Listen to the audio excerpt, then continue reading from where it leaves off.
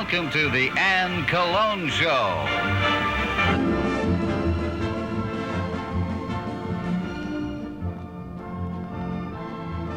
The Anne Cologne Show virtually opened a window to the world for thousands of loyal fans in the tri-state area.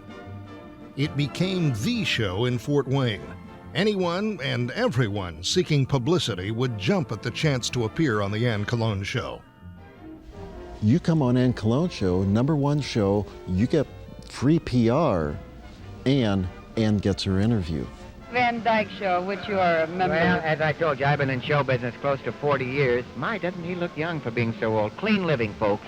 Here, I don't drink, smoke, or run around with women. Lloyd's of London are laying 10 to 1 I'm dead. It was a must. Whoever came to town, it was a must to appear on Ann's show.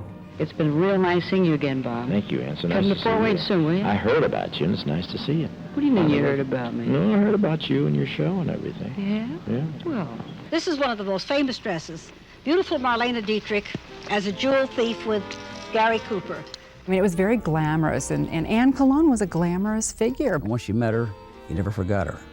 bless you. Thank you very, very much for your It's very time. interesting to have an interview and look over and see such a pretty face. Oh, you're so kind. Thank No, you. I'm smart. You're smart, too. Thank you. She loved the stage, people, and adventure. Her determination to explore and share the unusual and exciting engaged audiences for nearly 2 decades. Anne was out to show Fort Wayne that, you know, there is life beyond here. Anne's mission was quite simple: present viewers information and education through entertainment.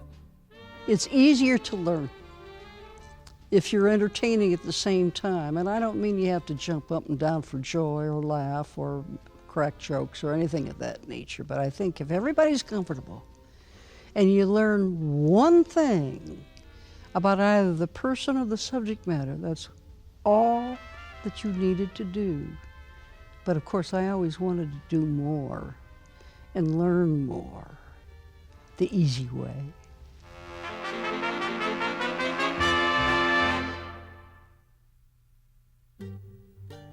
Anne Cologne takes great pride in her very large and loving Italian family and in her hometown, Fort Wayne. This is where Anne became Anne Cologne. I'm one of 10 children, the 9th of the 10th. My father had a little Italian grocery store, and all of us, I might add, worked in the grocery store, every single one of us. Not that we wanted to particularly. My mother worked in it sometimes, but most of the time, as you can imagine, she took care of us 10 children. They were very kind and loving people. Without even recognizing it, it was a wonderful experience. Taught you about customer serving the customer relationship and so forth. I didn't know what I was learning, but I feel that was the basis of a lot of my thinking. All of my sisters and brothers were very supportive and are. My sister Jo Colone Cavassini, always seemed to have the same interests, and I probably got that from her through the years, perhaps. And she would be very helpful to me, very helpful. This supportive upbringing eventually helped Anne land her first job in broadcasting as a secretary at WGL Radio. In no time at all, the top brass discovered her poise and energy and put her on the air. I got into the media after high school and started to work, well, primarily at WGL. And one day I was in traffic, which of course is scheduling announcements and programs, as you know, for the announcers and the engineers. And one day, Norm Wiedenhofer came up to me and said, "Ann, how would you like to be a disc jockey?"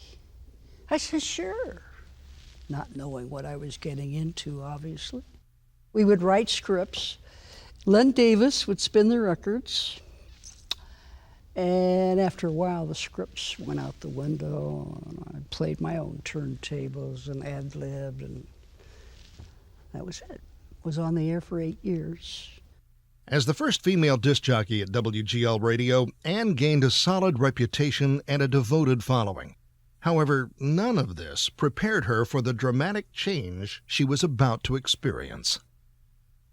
In the early days of television, it was suggested or recommended that you have what they called a woman's program, because part of your FCC license was to broadcast in the public interest, and in order to broadcast in the public interest, you had to reach out into the community and find out what the community wanted to hear and see on the screen and on radio. The women played a very important part of our audience. There was a show which was Marcia Sicard, who is now Marcia Adams, and her show was strictly cooking and household suggestions and ideas.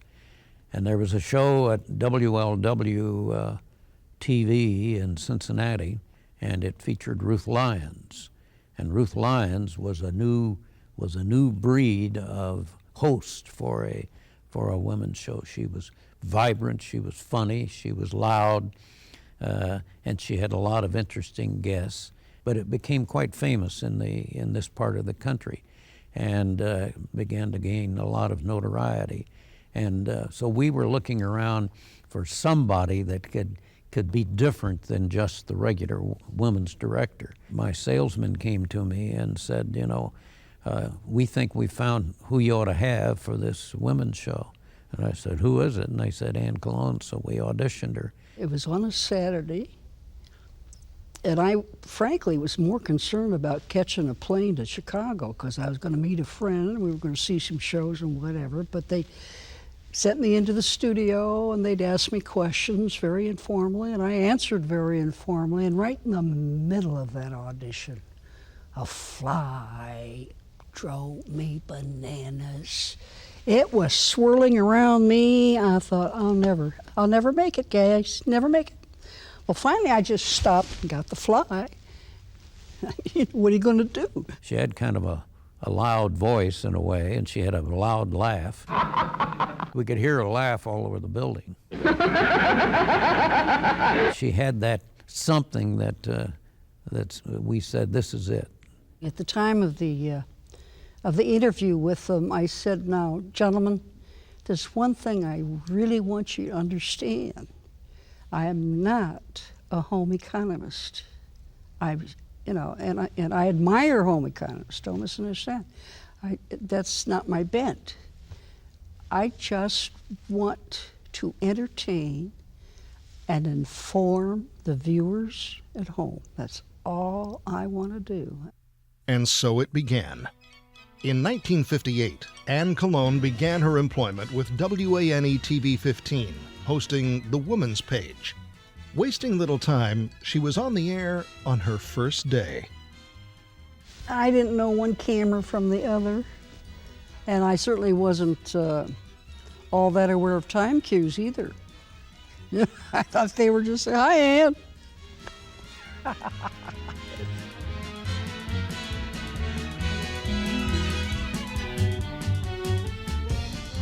It was called A Woman's Page originally. And again, that didn't really thrill me. I didn't want it to thrust anything on people, like, okay, here's the woman page, you got to watch this to learn. I didn't feel that way at all. I just wanted to be part of learning. I wanted others to share that with me and be comfortable and laugh if you felt like laughing. So we just called it the Anne Cologne Show. She was immediately, I would say just almost immediately, the talk of the town. Each afternoon from 1 to 1:30, Anne Cologne brings her own brand of entertainment, information, and general all-around hijinks. Most anything could happen on the Anne Cologne Show. And it usually did. This was a time when television was live, so naturally, the unexpected was expected. And in Anne's illustrious style, she took advantage of that live spontaneity. She designed her show to be aggressive, new, and exciting. And she knew she couldn't bring this new format to life without a supportive crew. My crew? Those crazy guys. This came in later years. Our main goal was to get Ann to break up. That was our challenge, to do that. Ann was so good. She was so poised. Okay. I gotta be honest, it was sawed a little bit on the back. Ann had a little clown in her. She loved to see those red lights come on. Close your eyes. Don't be scared. And Steve and I, a lot of times, all we had to do is go around back of the camera and look at her like this, and we'd crack her up.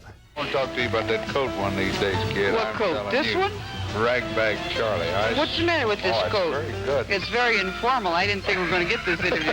They ought to see it from the knees on down. Don't you dare, Harold. Oh, I would go, and I would drag a foot.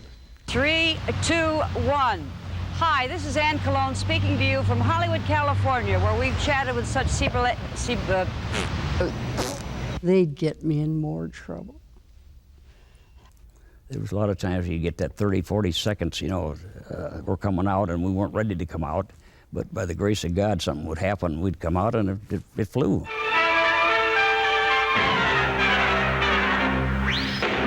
Good afternoon and welcome to the Ann Cologne Show. We would do everything that we could to make it, because if Ann looked good, we looked good.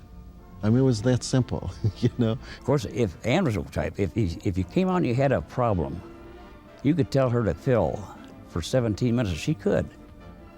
You give a lot of guys, you got 2 minutes to fill, they go, oh, I can't do it. But she had an act of tell jokes or sing a song or you name it, and she could do it. Actually, I did 2 years of filming on the Donna Reed show, where I played the next-door neighbor, Dr. Kelsey. And at the end of 2 years, I said, I don't want to do any more of this. This is fine. It's been great experience, nice exposure, but I want to do something a little bit more what I am. Because on the Donna Reed show, I really couldn't be as flip or hip. I played a doctor, and the American Medical Association approved the Donna Reed show, but not me. And they said, that wise guy next-door neighbor, he looks like trouble. I don't know what kind of a doctor he is. I could be trouble, too. They never established exactly what I specialized in, It's kind of like Medicare. I don't care who she'd be interviewing. Vincent Price, Bob Hope, Judy Collins, Eddie Arnold, just to name a few off the top of my head. After the show, she would always bring you over to the guest and introduce them. This is Dick Lewis, this is Bob Cowan, this is Ron Harmeyer, this is Zen Osenchuk. You really felt honored and thrilled to meet these people. We loved to work, we loved what we were doing. It was new and it was exciting. I'm the villain. I'm going to accost her in the park, okay? Putting my arm around her. I got to see this out front. I want to see how it's done. Hi, honey.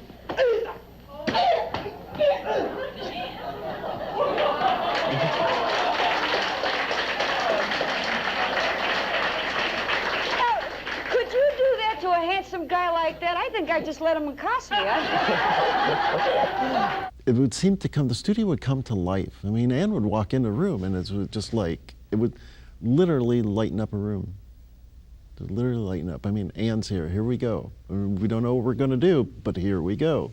If the following 60 seconds look just a little wild, it's because it's Wildcat Week in honor of our own Wildcat, Ann Cologne. So join Annie and hey, look us over.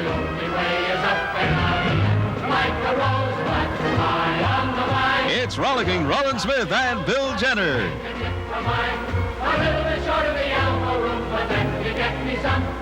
The Channel 15 News on the air with Don Rockwell and Bill Allen.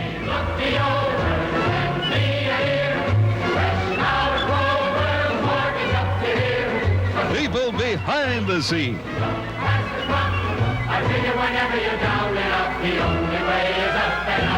People on the scene.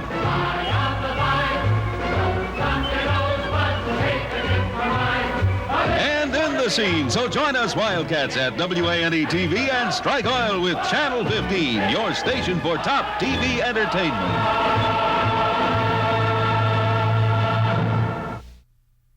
Now that Ann and her crew were settled in with one another, her biggest challenge was to nourish her new woman show format, keeping it fresh and new. Now that her audience was hooked, there was no turning back. Where did the leads come from? Anywhere I could get it.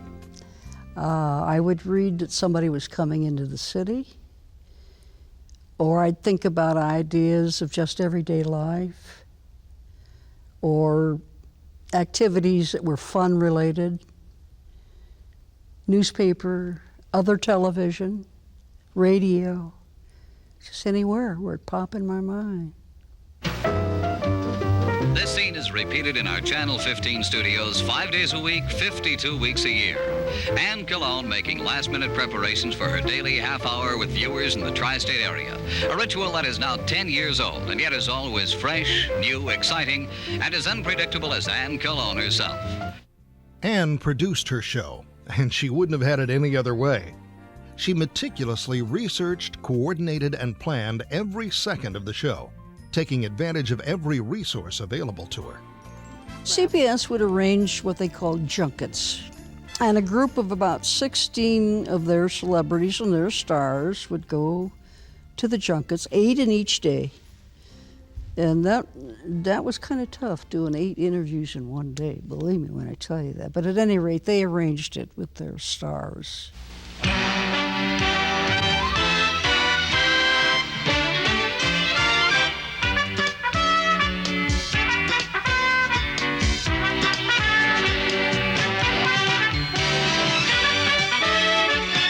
Good morning, and welcome to Star Talk with Ann Cologne.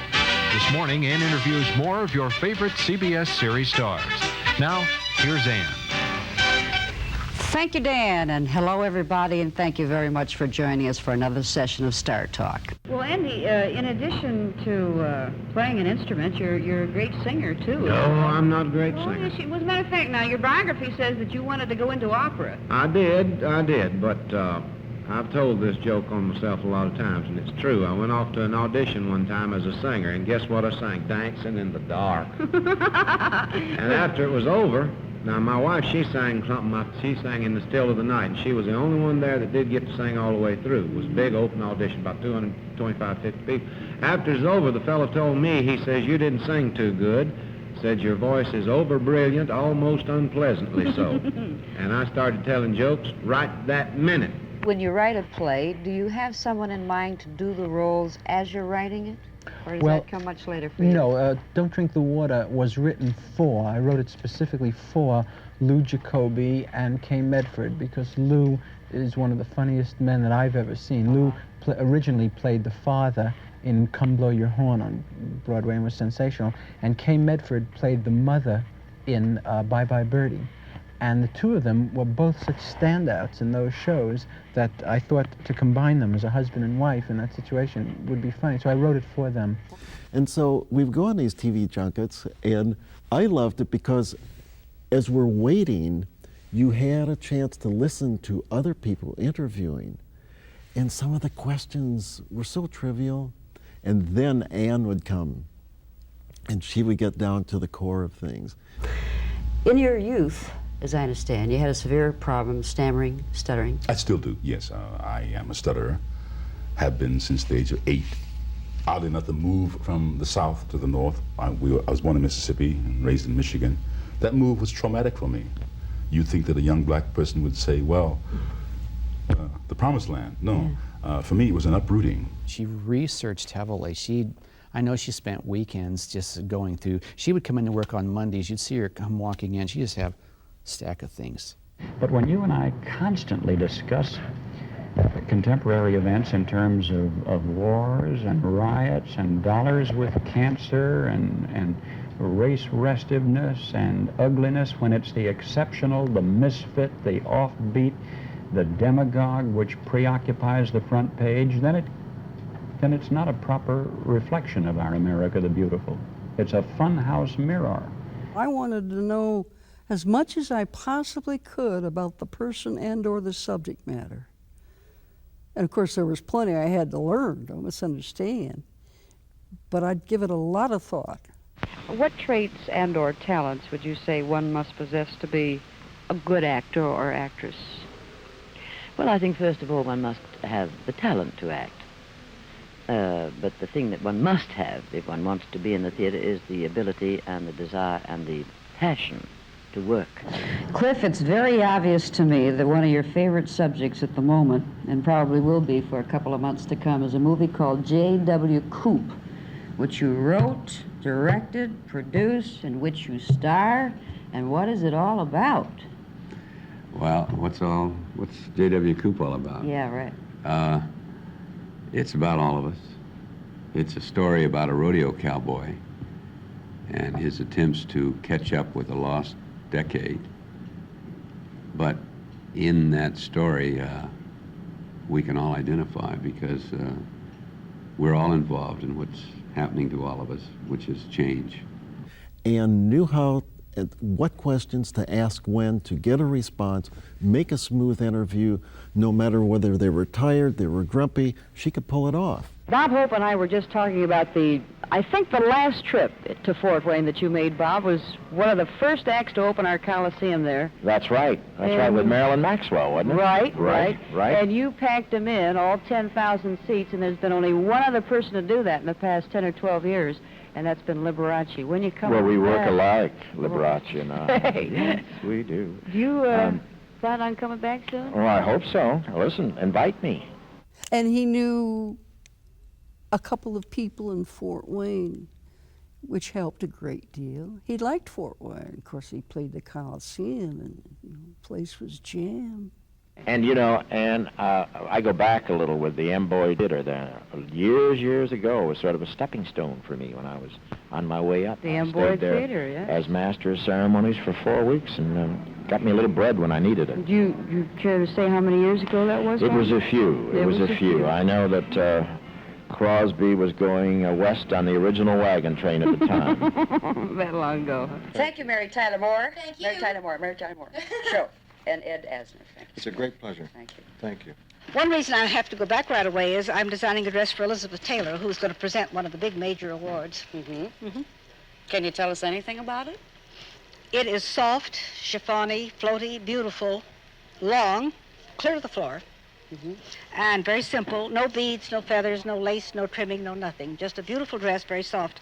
It's the return, I think, of what I call pretty clothes rather than flamboyant, knock-em-dead street clothes. And she's so beautiful, she doesn't need street clothes. Anybody else? I'm working with Myrna Loy, Catherine Ross, a whole group of the girls. My goodness, the background of that woman. How many stars she's clothed, so to speak. And I think also I was getting a little hung up on hems going up and down and up and down. It was just driving me clear out of my mind. You know why I'm perturbed, Edith? Because they no sooner get them up than they're bringing them down again. Well, and that's going to cost me dough and a lot of inconvenience at the same time. Well, don't you think it's good? It's a good way to help the financial condition of the world. Maybe some of our gals can't afford these changes like that. Do what I do. What do you do? Wear short dresses for a while. Yeah? Don't go home and burn your clothes. Right. Don't stay home. And when fall comes with longer dresses, try one and see what happens. Try one. What do you like to do for entertainment, Turvey? Oh, have a couple of friends in. That's about it. Serious night clubbing or anything like Oh, that? God, no, I can't go to a nightclub. I don't smoke, and the atmosphere in a nightclub that's just my idea of agony, of hell, of torture, to have to sit in a room full of smoke like that. However, if Jimmy Durante's playing, or Ella Fitzgerald, I will make the exception. I went with Robert Morley. Robert Morley, who's become a very close friend of mine. Is that I right? just made this movie with him in England, and he was in New York about 2 weeks ago, and Jimmy Durante was playing. He said, "Oh, we've got to go see old Schnauzola, don't we?" You are billed as the grand old man of show business, but I can truthfully say this, Jimmy, that while watching you in the press conference a few minutes ago, you may be a little older than some people in years, but your heart is very, very young indeed. That must be a real policy with you, right, sir? Yes, and that's why I love the lyrics to a song which I do in the act, and of which I just put in an album I just made for Warner Brothers called September Song. There's a song called Young at Heart. Oh, that's a lovely tune. And I think it's one of the greatest lyrics ever written. So true, you know. It's not how old you are. It's just how you feel. I think I asked him about his nose. I don't know whether I should have done that. Anyway. I would think that the word retirement is not in your vocabulary. No. And in so thinking, I wish you would pass along some advice to some of the senior citizens who might be watching concerning your theories of older age and working and what have you. Well, I don't believe in complete retirement, and I wouldn't want to retire completely unless, you know, God forbid I was ill or something, couldn't work. I do a lot of different things, keeps me interested. Now, I imagine if I were in a business selling neckties, I think I'd want to retire. You know that. He's great. You've interviewed so many people, as you say. Right. You know, there just aren't too many left that you have not interviewed. Does this discourage you in future shows coming up? No. Because our emphasis in the past has always been, and I hope it will continue in the future, the discovery of new people. That's what's been exciting. And everywhere you look on television, there are our discoveries working everywhere. Sullivan has been on for years. He's got a variety show, 8 to 9. You are following him with another variety show. What Absolutely do you feel about different. Ed Sullivan is sort of like the International Showtime of America. He gets on the top acts. You got to say that. The top acts, the best, biggest names. I think he He'll does. have jugglers. He'll have the whole bit. Mhm. For our show is more of a format of the Danny K. Red Skelton, where we have more music than they do, though. Music, our comedy, sketch work, where it's altogether different. And Dickie and I, in our uniqueness and our glory. It's like... You're so sweet. Has anybody walked up to you and just wanted to kiss you like a mother? Not near enough. No, not near enough. I've been alone and Hey, lonely. Dick, you've got 3 children, and you make your home in California or here Right. now? California. Tom, you're single. Single. Thank you, gentlemen, very Well, much. he's not doing anything after the show. I'll see you later, Tom. Bye, Dick. Goodbye. You just wanted to put your arms around him. Of course, that was his whole demeanor. You know, he's just a sweetheart. I want to tell you something, Tilly, and I mean this sincerely. I love to watch acting. I like movies a great deal, stage. And I'll even watch a B movie. I mean, I just love to watch it. But if I know that you're going to be in a television show or on a movie, I will try very earnestly to watch it because I think you are one of the finest actors I've ever watched. You notice I didn't interrupt you doing all that dialogue. That's perfectly all right, because I didn't want you to. He was very interesting because of his travels throughout the world, and being a spokesperson almost for this country. Good actor, fine actor. He always intrigued me whenever he did a role. May I say, in all the years in show business, I have never worked with a happier, nicer bunch of people. Not only Dick and our whole cast, but Johnny Rich, our director, Carl Reiner, the producer, Sheldon Leonard, the executive producer, and Danny Thomas, who's our old massa. Oh, yeah. You know, there was a thing in the paper about him selling out a lot of the production to 4-Star. We were driving him nuts. We were running around saying, "Don't sell us, massa. Massa, don't sell it, Dad," you know. He's a wonderful guy. We got a great group on our lot, by the way. A gal by the name of Rose Marie has long been a favorite of mine. I think she's one of the finest singers I've ever heard. That's the big trouble. You know, she doesn't sing enough. But we've had her sing in 2 of the shows so far, and we've had so many requests, we're going to have to let her sing more, because she's great. We're grateful to our Fort Wayne Art Museum, particularly for bringing you in to speak to us this evening. Absolutely super, really. Now, if I may grab onto the subject of movies, do you have any comments about the current trend of nudity and the almost explicit sex Almost acts? explicit. Well, pretty explicit sex acts. I got to tell you something Red Skelton told me the other night while I was doing a show. That's gonna be a dandy. No, he said that he read that these pictures were excused on the basis that they were sex education. He said when he was in school, sex education was called recess. Now you hit on somebody, Vincent Price, a lovely person. You don't think for 1 minute the evil person he is on the role he's played. Awfully gentle, gracious person. I enjoyed meeting him. By the late 60s, The Ann Cologne Show was a well-established hit, garnering critical praise, audience loyalty, and consistently high ratings. This success, combined with Ann's natural charisma and charm, commanded respect within all social circles. It was very much looked up to by the people in the political world. They loved to be on her show, and she knew how to make them feel relaxed and how to talk to them and get out of them whatever they wanted to tell the public. We found corruption and dishonesty on the part of more than 50 companies and corporations. We found dishonesty on the part of members of the Bar Association, that many of these deals that we uncovered have been set up by lawyers in the United States. And yet no Bar Association, with the exception of one, has taken any action to deal with the corrupt attorneys. No management group has taken any action to deal with more than 50 companies and corporations. The only group that has taken any action to deal with corruption and dishonesty has been the AFL-CIO. So I say that this is all a reflection on all of us as American citizens, that no one group can point to another and say they're the fault is. That the legislation is a step forward. I don't think it's perfect legislation. I think in part it is unfair to organize labor where no corruption has been found. But what we reveal is a reflection on us as American citizens, just as the quiz scandals, the television quiz scandals, again are a reflection on us. It wasn't just Charles Van Doren, but the fact that everybody who was approached to make a deal made a deal. The 60s and 70s were times of monumental firsts. From the British invasion, when the Beatles forever changed the course of rock music, to Neil Armstrong landing on the moon. Anne was there. The Beatles. Well, I just think Paul McCartney is a dreamboat. Ringo was very friendly. I thought John Lennon was a little aloof. But, you know, these guys were on tour and were tired, but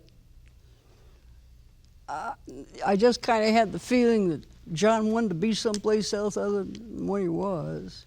Did you have a chance to watch the moonwalk on TV, I Chris? watched it on the farm in Bippus. Did you? Yep. And my mother said that telecast beat our Mexican Olympic telecast. No kidding. Well, only the moon. I was down for this launching last Wednesday morning. I went down to Cape Kennedy. I took my grandson to see it, who knows a lot more about it than I do. And I also went down for the launching of Apollo 9. And I know a lot of the scientists. I met them, Werner von Braun, and a few of them. And anything they say now, I believe. I asked von Braun about this one just before it went up, about 5:30 that morning, if he felt that this one was secure, if this was safe. He said, "Oh, I'm not worried about this Apollo 11 at all. I'm now working on Apollo 18. 18? 18. So that's the one I'm worried about." Good heavens. When you watched the moonwalk, what went through your mind? Well, what went through my mind was the extraordinary achievements that man is capable of, because that was the final end point in the work of thousands of people who accumulated so much knowledge to make this possible. Was that pretty close relative to your discovery of the vaccine? No, that's a very, very tiny little thing. This is a landmark in the history of man. No, what I meant, sir, were there many others who contributed a great deal for you in your discovery? Always. No one person makes an important contribution to anything. It's always the work of many that prepare the ground. The infrastructure, it's called, of any great achievement is the work of many, many people. And how many years did you work on that vaccine? Only 30. Think of the lives they've saved. And the knowledge they have. So much learning. To check in on the current trends happening in the CBS newsroom, Anne went to the experts, Walter Cronkite and Mike Wallace. Walter Cronkite had and does have such a presence of real authority in my mind.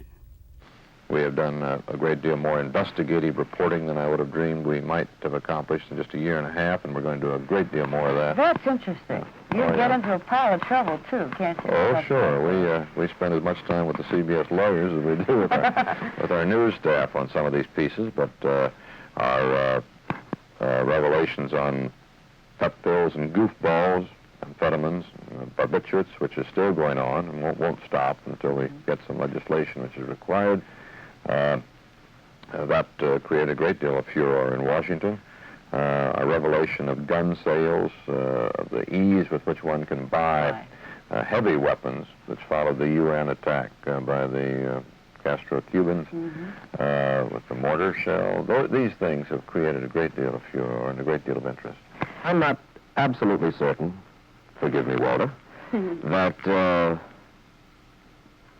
television is best able, in the short 4 or 5 minute feature form which we can do on television, to do investigative reporting. So you think it should be a special in itself? If the story is worth it, yes. For instance, back in 1959, I was working for another channel here in New York, and we did the first takeout on the black Muslims. This was before anybody really knew about the black Muslims. A Negro reporter, Louis Lomax by name, who has since that time done a good deal of writing, came to me and said he had a story. Would I care to do it? It was the black Muslim story. Malcolm X, Elijah Muhammad, and so forth. And we had an opportunity to spend a good deal of time, and for a local station, a considerable amount of money, and we did an hour's takeout on it. Took us 2 or 3 months to put it together. That was investigative reporting.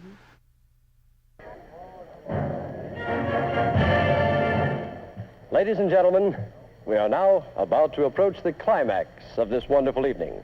Anybody that came to town, Ann got them on that show. That was a must.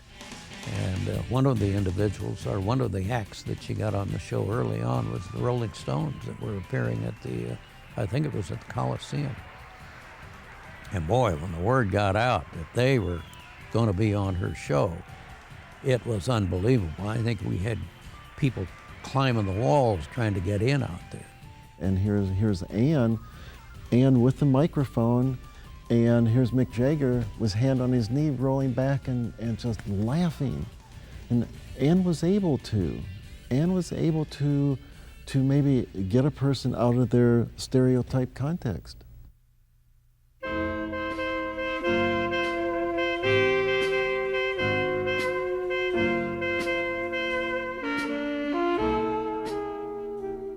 Oh my, she had so much talent on that show. We had people at, Liberace. We had anybody that came to the Embers. The Embers was a nightclub, which is now the Bypass, and now Carlos O'Kelly's is in that area there. They bring in these acts. So it was a win-win situation. You come on Anne Cologne show, #1 show, you get free PR, and Ann gets her interview. Count Basie and his band is playing to a packed house in the Sands restaurant here. I don't think Faye Shields could get another individual in for dinner. And it is no surprise because this gentleman sitting next to me has had one of the greatest bands and still does ever since 1935, Count? I believe you're right. I think it's 1935 that I've had some other beautiful years before my band. It's working with Walter Page's Blue Devils and also with Benny Moten, the great Benny Moten Orchestra in Kansas City. And I really think that's where really things got started. Is it when you started your first band, Count, a long time ago, were you a little scared of it all? Afraid of? Well, I tell you actually the truth about it. I had no idea of the little thing that we were doing, that it would grow to materialize into anything, really. All I wanted is just a little combination that would, and be happy in a little club called Reno in Kansas City. I mean, you have the Deep River Boys, the Tunesmen, Jack Teagarden, and it just goes on. And Dorothy Donegan, oh my goodness, what a pianist she was. And the list just keeps going on and on and on. Sitting next to the very distinguished classic guitarist, Mr. Andres Segovia, who is the guest star for the subscription concert for the Philharmonic here in Fort Wayne. Well, is the guitar extremely difficult to master? Maybe on account of the influence of the feminine curves. The feminine curves? The guitar is like that. Why? What's that? Because women are very difficult. One of the greatest classical guitarists in this world was such a lovely guy. Oh, I was just in awe of him. And it was in the studio, if my memory serves me. Such a talented man and so humble. You just wanted to hug him. And I might have. He was great. By far, Ann's favorite interview was with the famous vaudeville entertainer Sophie Tucker. Sophie's shrewd advice continues to inspire Ann even today. We were in Indianapolis, and I was in the pace car. We did something at the races, and we stopped somewhere. Ken Seaman had to use the phone, and he did, and I picked up an Indianapolis newspaper and saw that Sophie Tucker was playing in Indianapolis. I said, "Oh, Ken, I got to talk to her. I love this woman. We have got to get that interview. I've just got to do it." So he got on the phone and called her. She says, "Okay, come on over." Sophie, you have been in the business a long time. 58 years to be exact. 58 years. Right. Don't you ever get tired of it? You never get tired of doing things you like to do, darling. You only get tired when you're bored, when you're old. Well, how do you continue to enjoy There's what you're doing? no such question of how you do it. You do it because you love it. You just do it. That's correct, because you love doing things. Love doing things. That's correct. Your philosophy in life is one of the most beautiful things I've ever heard. It covers so much, you know? That's what I just repeated again. Just do what you want to do and do what you love. In the middle of it, she turned to me and says, "Boy, you're a nosy broad, aren't you?" I said, "Yes, Sophie, but I love you so." So I just kept going on with the interview. It was fun. I loved that woman. Something about her always inspired me. And I couldn't tell you what. Because before then, I never met her. I always loved her music and her singing. But I guess it was seemingly her independence. And I'm going to perform the way I want to perform. And I love everybody, but I'm going to do it my way. Be as big as the world you live in all that you say and do.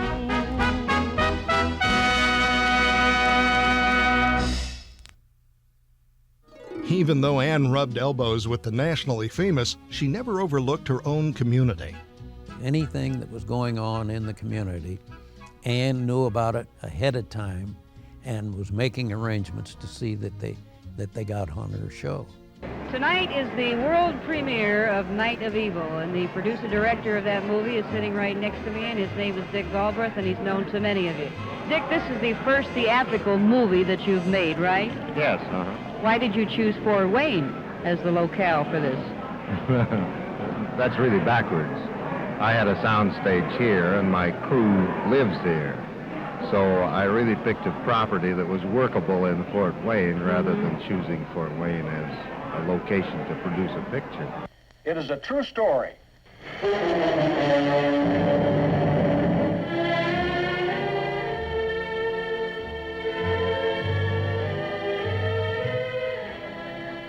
Her name is Dixie. Her beauty was her passport to friendship and fame. How would you like to be Miss America? The winner is number 3, Miss Dixie Ann Dykes.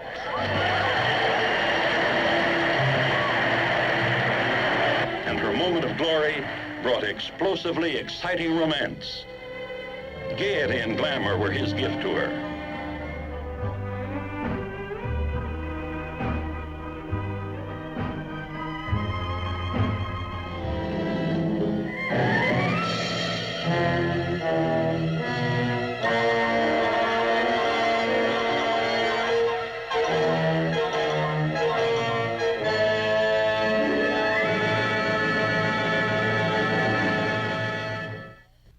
Night of Evil has just had its world premiere, and we're approaching people as they come out of the theater after having seen it. And first person we walked into, practically, is Chief Clark. Chief, how are you this evening? Fine, thank you, Ann. Could we have your real quick comment concerning Night of Evil? I think it's a wonderful picture. I think it does justice to Mr. Galbraith. It's a very interesting picture in my mind.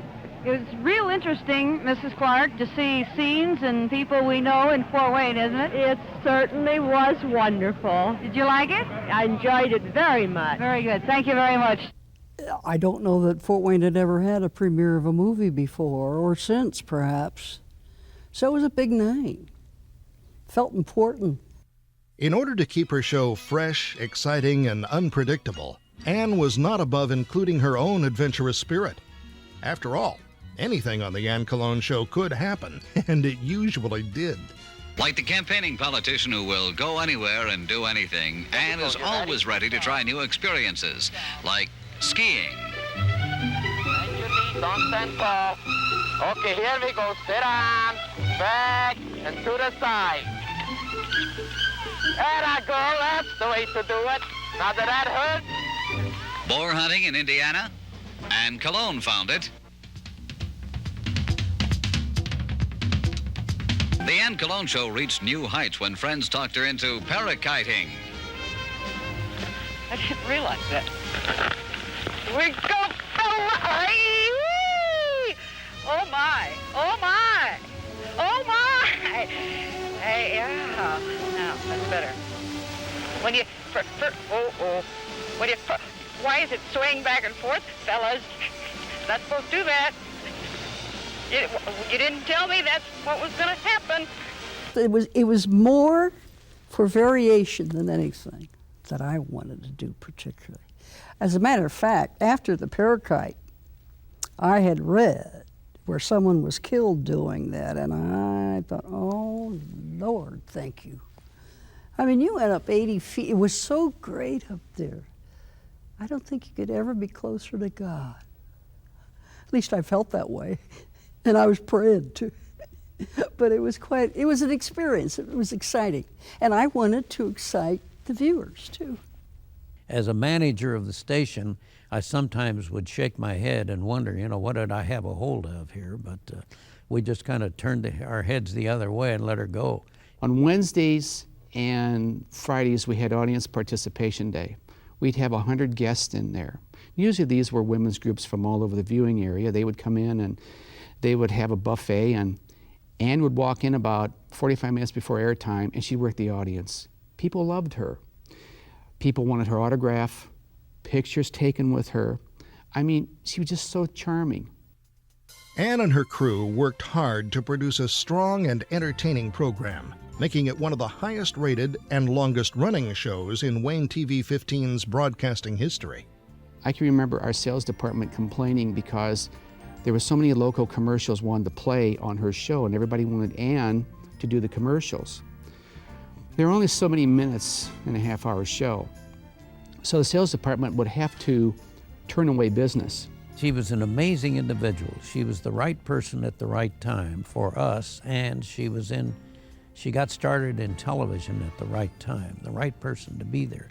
She was a Carol Burnett, a Lucille Ball, one who took a challenge and saw a possibility of making something out of it and went for it. It was in this spirit that Anne became a pioneer, setting a standard of excellence in the local broadcasting industry. Without even realizing it, she became a strong role model. I'm one of your fans. I think you're a great actor, and I intend to see everything you do. You do a very good job yourself. Well, thank you very much. Everything that she was doing, from the way she conducted the show to the way that she interviewed the people, was a little bit different and was accepted, and it was liked. I mean, the ratings proved it, because it was year after year that she had a just plain great show. She was a woman on television, and so that it was out there, in your head, that it was a natural thing to want to do because Anne Cologne had done it. And so it was not something that seemed at all odd to me. As a little girl, I think it was a strong image in my mind that women could be on TV, and it was very natural for them to do so. How could Anne not set a standard? A standard in the variety, a standard in the excitement, a standard in the spontaneity. Man, was she spontaneous. Oh my goodness. Sure, there was a standard that's set, and it was a high standard. They had a woman's director in all their other stations. They had a woman's director at Indianapolis, and they had one at Tulsa, their other station. and they eventually had a station that they bought and brought on the air in Houston and Sacramento. But none of those individuals were an Anne Cologne. In this day of the Larry Kings and the Barbara Walders, and they're all very good interviewers, back in Anne's heyday, she could easily stand shoulder to shoulder with both those people and do a very good job. I think that a lot of the shows that followed Anne Cologne's show, you know, their genesis was in that show. And I think just in terms of a mindset, the Anne Colone show was really a model for a lot of the live line or the lifestyle shows that were to follow. For over 17 years, the Anne Colone show was a daily part of the household routine. Her show, just as she designed it, entertained, informed, and helped us. From household hints and cooking to the current issues of the day, we counted on Anne to keep us informed. We would talk about, oh my goodness, what are we going to do if Anne leaves? Serious. What are we going to do if Anne would leave? I mean, it would be a big hole in all of our lives. I mean, yes, for the show, for the people around Fort Wayne, but what would we do? I mean, we really grew to like that lady, you know? Well, I had some opportunities to go nationally. That no, I wanted to continue what I was doing, and I did not want to leave my family. Now, perhaps that was a selfish motive on my part, but I just didn't want to leave my family. No matter what money was dangled in front of me or fame, it was a decision I've reached several times, and I'm glad I did. Glad I did.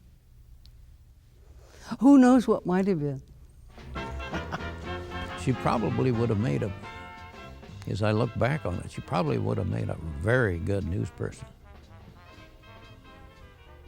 Probably a little opinionated, but then a good news person.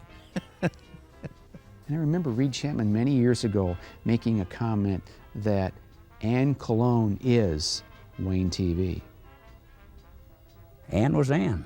And when they rolled the camera, she was ready to go, and she put on a good show, and everybody, when they'd leave the studio, we'll be back to see you again, Anne, and hug, and, you know, it was over with. I stayed with her. All I knew was I wanted to be myself, good, bad, or indifferent, and do good work, and hope and pray that viewers watched and enjoyed it. Other than that, I had no idea it would run that long, for one thing. And it was a joy. The magic of the Anne Colone show was simply Anne, and she will forever be remembered by her devoted fans.